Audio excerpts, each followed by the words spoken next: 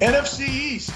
These are two teams that are both in the playoffs. The Cowboys at 11-5 coming off the loss to Arizona 25-22. And Philadelphia beat Washington 20-16 in Washington.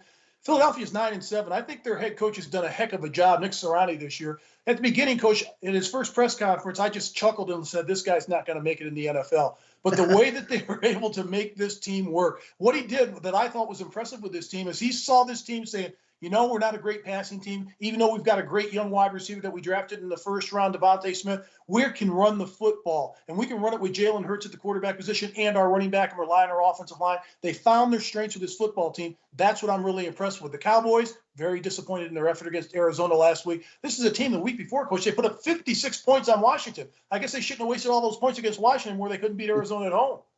As I said so many times, Mark, you have a different team each week. You can't explain why, but the same people, but they just play a little bit different.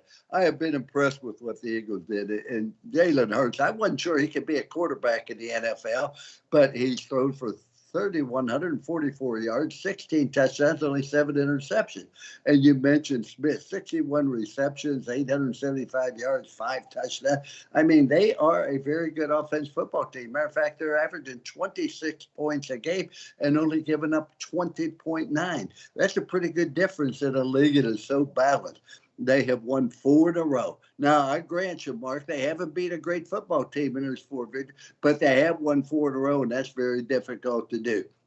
Now, Dak Prescott, over 4,000 yards. What can you say about him?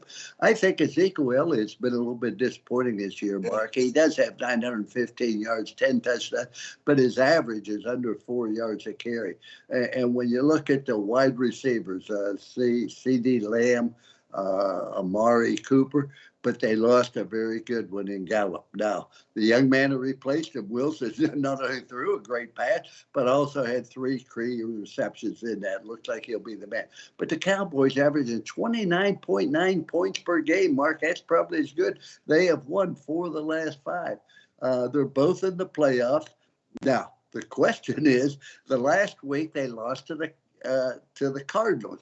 And now they play Philadelphia. Chances are in the playoff, they're going to play one of those 2 teams again, probably at home. So what both teams may be doing is setting the other one up if Philadelphia ends up playing them.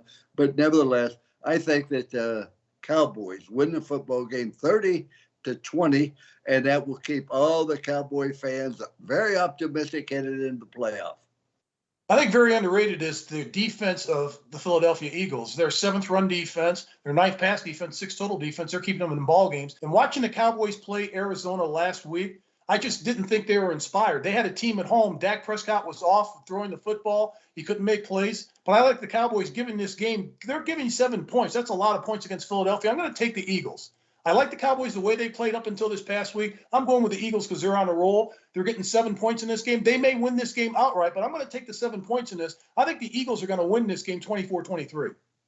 Well, I think the fact is at home is certainly an advantage for the Eagles. Make no mistake about it. In the NFL, the home team has a big advantage. I can't tell you why. The field's exactly the same distance, whether you're home or away, but they just seem to play better when they're at home.